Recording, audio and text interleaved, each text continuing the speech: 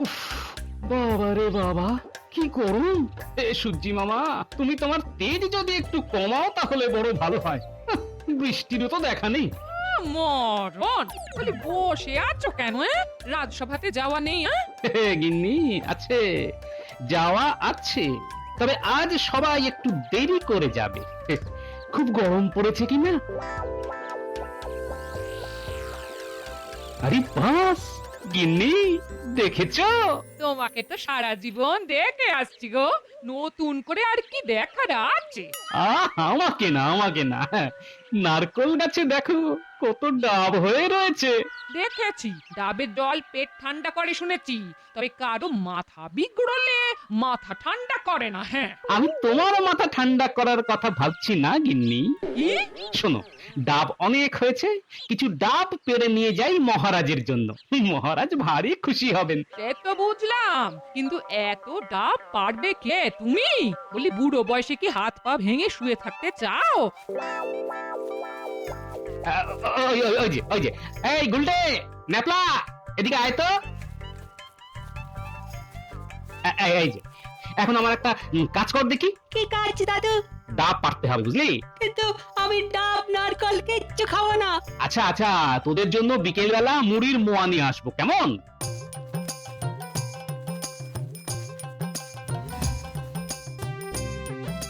এটা নিয়ে এলাম গো। এরে বাবা, এই দাদি কি করতে এসেছো? এনে এনে ধর। ও, আমি ভাবলাম বুঝি। বলো যা, যত সব আজগুবি চিন্তা মাথায়, সাধে কি বলি মাথা বিগড়েছে? বাবা বাবা, দেখেছো গিন্নি কিরকম হনুমানের মতন উঠে গেল?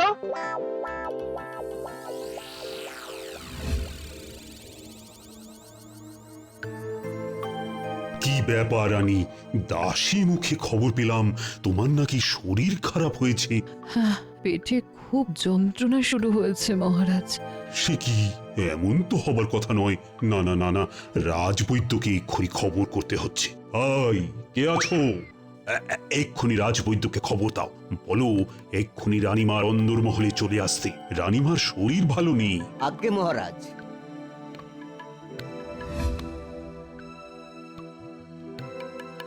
প্রণাম মহারাজ।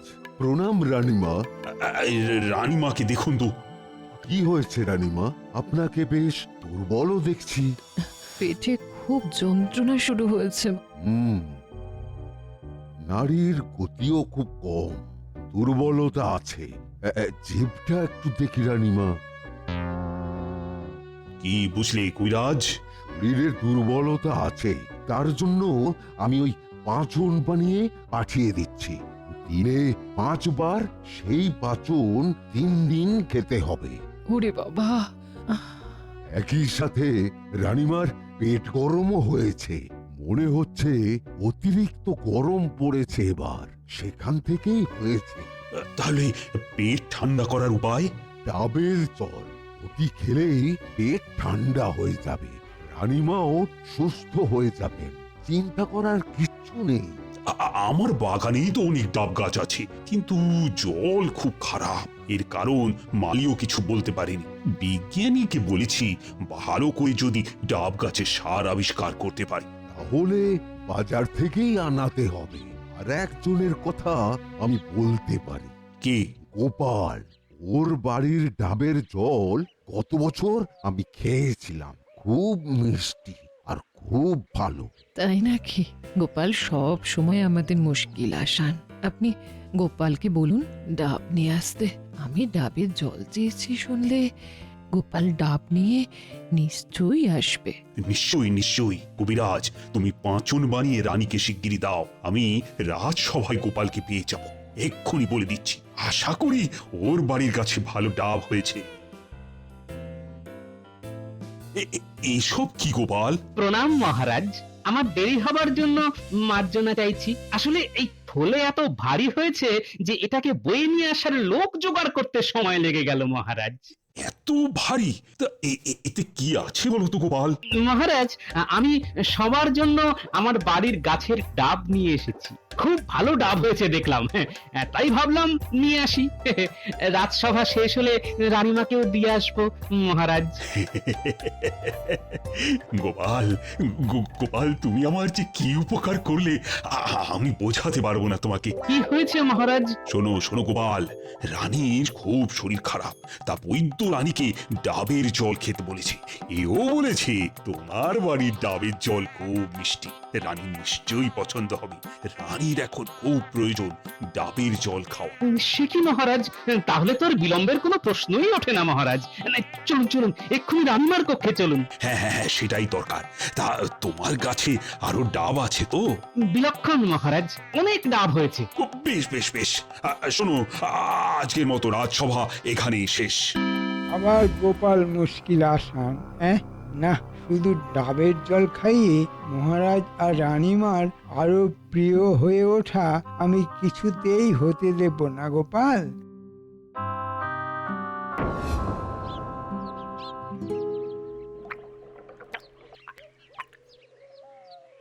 কি মিষ্টি ডাবের জল! তুমি আমার বড় উপকার করলে গোপাল। আমার শরীর এখন অনেকটাই সুস্থ লাগছে। বলো গোপাল, তুমি কি চাও? কি বলছেন রানীমা, বাড়ির গাছের ডাবের জল মিষ্টি, এটা হলো আমার সৌভাগ্য রানীমা। সেই ডাবের জল রানীমা খেয়ে সুস্থ হবেন, এটা হলো আমার পরম সৌভাগ্য। রানীমা খুশি হয়েছেন, এটি হলো আমার অতি পরম সৌভাগ্য। তবে গোপাল, তোমাকে কিন্তু রোজ 2টি করে ডাব নিয়ে আসতে হবে রানীমার জন্য। কি পারবে তো? বলেন কি মহারাজ, এই সামান্য কাজটুকু করতে পারবো না? নিশ্চয়ই আমি ডাব নিয়ে আসবো মহারাজ।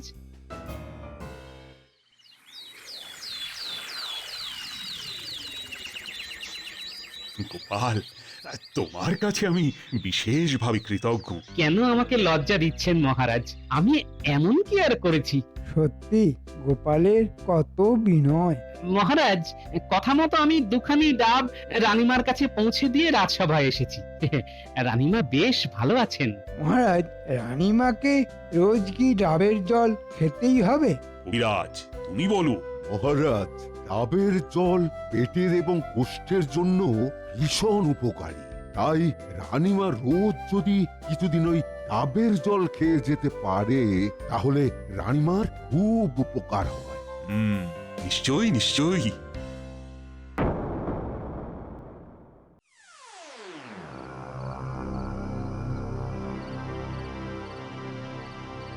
আপনি বলুন মন্ত্রীমশাই, কি করতে হবে? এক লাহমাই করে ফেলবো, শুধু আপনি আমাদের দিকটা একটু দেখবেন। ওদের চিন্তা করতে হবে না, শুধু আমার কাজটা করে দিলেই হলো। বলুন তো, ওই গাছটা কেটে উড়িয়ে দিচ্ছি। চুপ কর গাধা, গাছ কেটে ফেললে সবাই সন্দেহ করবে, এমনকি জেনেও যেতে পারে যে কারা গাছ কেটেছে, কেন কেটেছে। তাহলে এটা খুব মজার কাজ, কিন্তু সোজা কাজ নয় মোটেই। মজার কাজ? দেখুন মন্ত্রীমশাই, কাজ হয়ে গেলে তারপর আপনি ওই আমাদেরকে নিয়ে মজা করবেন না তো? কি যে বলছিস না বলতে বল, এই কাজ করে তোরা মজা পাবি। শোন, ওই আম গাছটা দেখেছিস?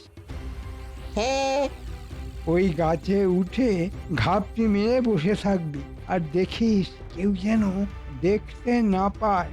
তারপর কি করতে হবে?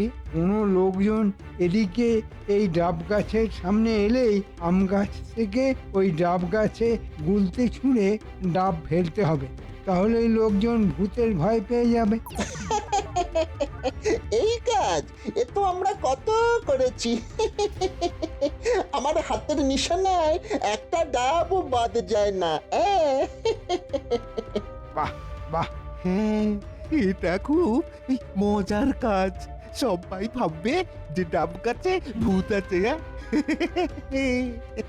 তাহলে কাল সকাল থেকেই কাজে লেগে পড়। শুধু একটা কথা লক্ষ্য রাখবি, গোপাল বা ওর কোনো নাতিপুতিদের সঙ্গে এটা করবি না, তাহলে কিন্তু ওরা বুঝে যাবে। বুঝতে পারলে? হ্যাঁ, খুব বুঝেছি। ওদের সাথে পরে দেখা হবে, এখন কাজে লেগে পড়।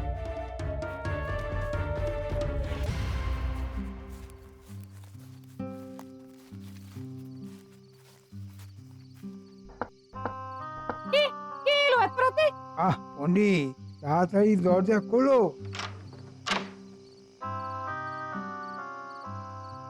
কি ব্যাপার মন্ত্রীমশাই, এত রাতে? শোনো পণ্ডিত, গোপালের ডাবের জল নিয়ে এত আদিক্ষেতা আমার বরদাস্ত হচ্ছে না। হ্যাঁ, কিন্তু আমি কি করতে পারি? অনেক কিছু, ভালো করে বোঝো। মহারাজের বাগানে ডাবের জল একেবারেই পানসে। এখন কোনোভাবে গোপালের বাড়ি থেকে ওই ডাব নিয়ে আসা যদি আটকানো যায়। তাহলে মহারাজ মন্ত্রীমশাইকে বরাদ দেবে বাজার থেকে রানীর জন্য ডাব নিয়ে আসতে। সেই ডাব আনার খরচের লভ্যাংশ তুমিও পেতে পারো, যদি আমার কথা শোনো। মানে কিভাবে? আমি কি করব?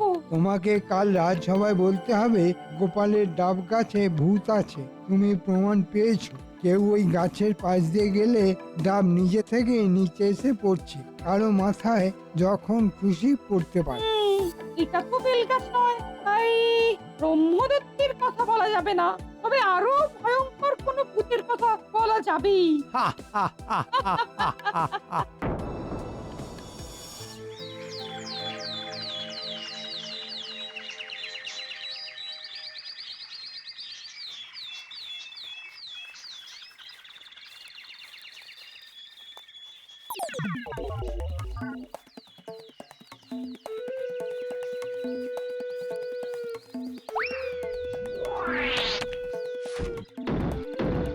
রে বাবা, খুব জোর বেঁচে গেছি, আর একটু হলেই তো মাথায় পড়তো। চল যাওয়া যাক। ওরে বাবা রে, গেছি রে। ওরে বাবা রে, ওরে বাবা রে, ওরে বাবা রে। এ আবার কিরকম ভৌতিক কাণ্ড রে, এভাবে ডাব পড়তে তো কোনোদিন দেখিনি। চল চল চল, শিগগির শিগগির এখান থেকে চল। কি ব্যাপার, তোমরা এই সকাল সকাল দৌড়ে দৌড়ে কোথায় যাচ্ছ? পণ্ডিত মশাই, আপনাকে আপনাকে পেয়ে ভালো হয়েছে। আচ্ছা আচ্ছা, ওই গোপালের বাড়ির সামনে যে ডাব গাছ দেখা যাচ্ছে। হ্যাঁ, দেখতে পাচ্ছি। ওই গাছে বিখ্যাত ভূত আছে। সে কি, নারকোল গাছে ভূত? বেল গাছেই তো থাকে শুনেছি। এ কি, তোমার মাথা দেখছি আলুর মতন ফুলে গেছে। ডাব ডাব আমার মাথায় পড়েছে। আচ্ছা, তোমরা চলো আমার সাথে, দেখা যাক। ঘটা তৈরি। হ্যাঁ, দেখিস এমন ভাবে কুলতি ছুটতে হবে যাতে ওই পণ্ডিতের পায়ের কাছে ডাব পড়ে। ওরে বাবা রে, ওরে বাবা রে, এই এই ডাব গাছে সত্যি ভূত আছে। পালা এখান থেকে, পালা। আমি যা বলার তার সবাই বলবো, তোমরা চিন্তা করো না, ওই গাছে সত্যিই ভূত আছে। কিন্তু এ কি করে সম্ভব মহারাজ? আমি আমার নাতিদের দিয়ে রোজ ডাব পাড়াচ্ছি, কই কোথাও তো কোনো সমস্যা নেই। গোপাল, এ কথা কেউ বলছে না যে তুমি ভূত পোষো, কিন্তু ওই গাছে ভূত আছে এটা প্রমাণিত। কি বলো পণ্ডিত? প্রথমেই বলি মহারাজ, আমি 100% নিশ্চিত ওই গাছে ভূত আছে। আমি নিজে দেখেছি। পণ্ডিত, তুমি নিজে দিনের বেলা ভূত দেখলে? গোপাল, ব্যাঘাত ঘটিও না। ভূত নয়, ভূত নয়, ভূতের খেলা দেখেছি। শুধু আমি একা নই, আরো দুজন আমার সাথে ছিল। তাদের মধ্যে একজন ভূতের ছোড়ার ডাবে জখম হয়েছে পর্যন্ত। ভূত আমাকেও আক্রমণ করেছিল। আচ্ছা পণ্ডিত, তুমি অত সকালে আমার বাড়ির সামনে নারকোল গাছ দেখতে এসেছিলে বুঝি? না মানে কোনোদিন তো এই সময় তোমাকে ওখানে দেখা যায় না, তাই বলছি আর কি। কি বলবো বলো তো গোপাল, আমি যে তোমার বাড়িতেই যাচ্ছিলাম, ভাবলাম যাই একটু গোপালের বাড়িতে গেলে গোপাল নিশ্চয়ই আমাকে একটু ডাবের জল খাওয়ার অনুরোধ করবে, কিন্তু তোমার গাছের ভূত যে হিল পাটকেলের মতন ডাব তুলে মারবে তা কি করে বুঝবো বলো? বেশ, তা কারা ছিল তোমার সাথে? কি জানো গোপাল, আমার পিঠটা পুঁতে নিয়ে আমি তো আর ভূতের ওঝা নই, তবে তুমি চাইলে তারা নিশ্চয়ই রাজসভায় এসে রাজাকে বলবে। মহারাজ, আমার মনে হচ্ছে সত্যি ওই গাছে ভূত আছে, আর সবার মঙ্গলের জন্য ওই গাছ কেটে ফেলাই উচিত। কিন্তু ডাবের জল বড় মিষ্টি, রানীর খুব উপকার হয়েছে। আপনি কিচ্ছু চিন্তা করবেন না মহারাজ, আমি খুব ভালো বাজারের সেরা মিষ্টি ডাব রানীমার জন্য নিয়ে আসবো। প্রথম কথা মহারাজ, আমি বিশ্বাস করি না ওই গাছে ভূত আছে। গোপাল, কথাটা বিশ্বাস বা অবিশ্বাস নয়, কিন্তু মহারাজ, তাহলে আজকেই কাঠুরে নিয়ে যাচ্ছি গাছ কাটার জন্য। না না না না, আজকেই দরকার নেই, আমি কালকে পর্যন্ত দেখতে চাই। আমিও জানতে চাই মহারাজ, সত্যি ওখানে ভূত আছে কিনা।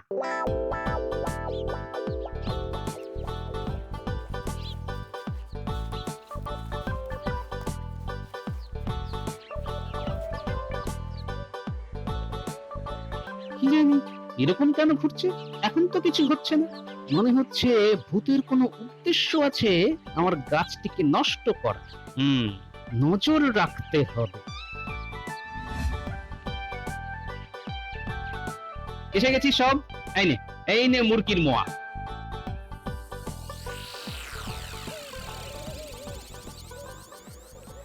একটা বড় বিপদ হয়েছে বুঝলি, আমাদের নারকোল গাছে নাকি ভূত আছে। হ্যাঁ, মা আর বাবা ওই গাছের পাশ দিয়ে আর যাচ্ছিল, হঠাৎ নাকি দুটো ডাব এসে সামনে পড়ে। আবার ফেরার সময়ও একই কাণ্ড হয়েছে। মা বাবা খুব ভয় পেয়ে গেছে। না না, কিন্তু আমি ভাবছি এতে ভয় পাবার কিছু নেই, মানে ভূতের ভয়। কিন্তু কেউ ভূত হয়ে চুপি চুপি লোকজনকে ভয় দেখাচ্ছে কিনা সেটাও দেখতে হবে বুঝলি। তাহলে আমরা একটু লক্ষ্য রাখি দূর থেকে কেউ এরকম কিছু করছে কিনা। হ্যাঁ, সবাই একটু লক্ষ্য রাখিস তো।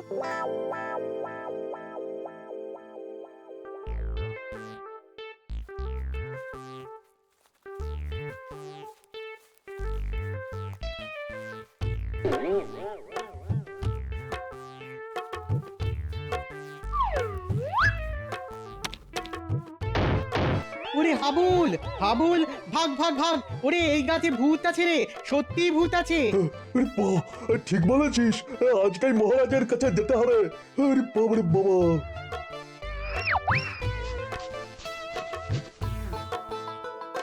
তোরা ঠিক দেখেছিস?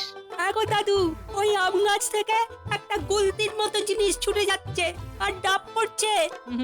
তাহলে আম গাছে ভূত আছে। হ্যাঁ, ওই ভূতকে তাড়াতে হবে। তোরা এক কাজ কর বুঝলি, অনেক ডাবের খোলা পাথর যা যা আছে সব জড়ো কর, আমি আসছি।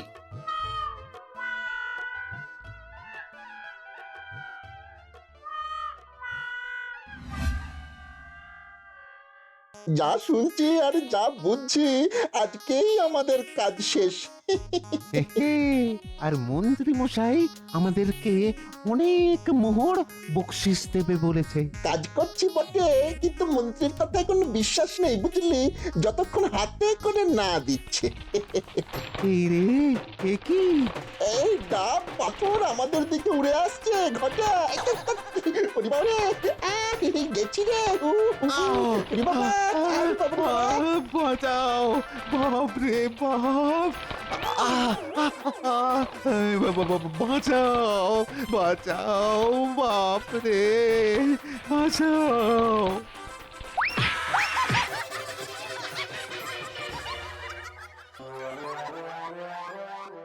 সবাই আজ সকালে ভূতের তাড়া খেয়েছে, তাই ওই নারকোল গাছ আর না কেটে তো কোনো উপায় নেই গোপাল।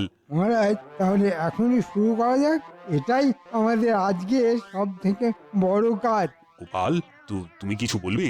ভূত আমি ধরে ফেলেছি মহারাজ। মহারাজ যদি একটু কষ্ট করে আসেন তাহলে নিজের চোখেই ভূত দেখবেন।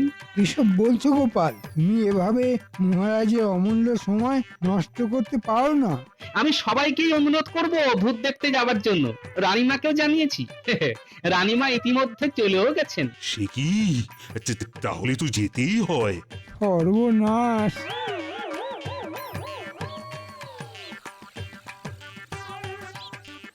মহারাজ, এই হলো আপনার ভূত। ভূতেদের নাম বটা আর ঘটা। এই আম গাছে লুকিয়ে গুলতি ছুঁড়ে ডাব ফেলে লোকজনকে ভয় দেখানোই ওদের কাজ ছিল। ওদের কারসাজি আমার এই নাতি নাতনিরা ধরে ফেলেছে। কেন কেন তোরা এরকম করছিলিস? মহারাজ, এদেরকে জিজ্ঞাসা করুন কে ওদের এমন করতে বলেছিল। আমাদের মাফ করে দিন মহারাজ, আর কখনো এরকম করব না। এই মন্ত্রী মশাই আমাদের লোভ দেখিয়ে এরকম করতে বলেছিল, যাতে এই গোপাল দাদার এই কাজ কাটা পড়ে। মন্ত্রী, তুমি এরকম বলেছো কেন? না মহারাজ, আমি এরকম বলতে যাব কেন? এই পণ্ডিত বলছিল ওই গাছে ভূত আছে। মন্ত্রীমশাই, আপনি আমাকে কেন জানাচ্ছেন এর মধ্যে? হ্যাঁ মহারাজ, আমি ভুল করেছি। এই মন্ত্রী যাচ্ছিলাম। পণ্ডিত তুমি? আসলে মন্ত্রী সহ্য হচ্ছিল না যে গোপালের আনা ডাবের জল খেয়ে আপনি সুস্থ হয়েছেন। মন্ত্রী ভেবেছিল ওই গাছ কাটা হলে বাজার থেকে ডাব নিয়ে আসবে আপনার জন্য, তাতে সে কিছু কামাবে। পণ্ডিত, তুমি এখান থেকে চলে যাও। 7 দিন তুমি এই রাজসভায় আসবে না, এটাই তোমার শাস্তি। আজ্ঞে মহারাজ। সমস্ত মিথ্যে কথা, সব গোপালের ষড়যন্ত্র। তাই নাকি মন্ত্রী? তা তুমি কবে থেকে মহান হলে? এখন তোমার কি শাস্তি হয় সেটাই আমি ভাবছি। মহারাজ, মন্ত্রী মশাই যখন সবাইকে ভূতের ভয় দেখিয়েছে তখন তাকেই ভূত বানালে কেমন হয়? ঠিক বলেছ গোপাল। আমার কাছে চুনও আছে আর আলকাতরাও আছে। শুভস্য শীঘ্রম নিয়ে আসা হোক। মহারাজ, এসব কি? তোমার পাপের শাস্তি মন্ত্রী। এই ডাব গাছের সামনে আগামী 1 পক্ষ তোমাকে সারা দিন ভূত সেজে দাঁড়িয়ে থাকতে হবে। ওরে বাবা, ওরে বাবা, মহারাজ, মহারাজ আমাকে ক্ষমা করে দিন, আমাকে ক্ষমা করে দিন। ক্ষমা তো করিয়েছি, না হলে তো গারদে পুরে রাখতাম। এই তো এসে গেছে। এই যে ছোটরা, তোমরা দারুণ কাজ করছো। এখন মন্ত্রীকে ভূত সাজাও দেখি।